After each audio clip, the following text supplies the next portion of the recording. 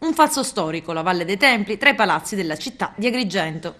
Scoppia ancora una volta la polemica legata al patrimonio UNESCO che con i suoi 1300 ettari è il sito archeologico più grande del mondo e non è di certo incastonato tra palazzine e cemento.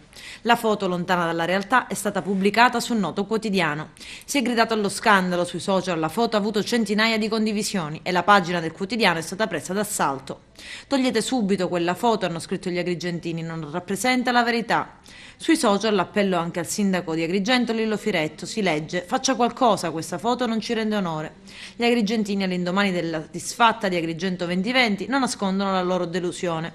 È l'ennesima volta che l'immagine della città, scrivono sui social, viene bistrattata. Sul quotidiano si legge: nella foto Agrigento, città siciliana, dove l'edilizia residenziale cresce in modo selvaggio a ridosso di una meravigliosa, famosa in tutto il mondo, Valle dei Templi. Un panorama che non appartiene alle colonne doriche di Agrigento, che appare come uno sfregio ad una città che sta riasfaltando la via panoramica dei templi che li costeggia di color tufo proprio per non impattare sul paesaggio.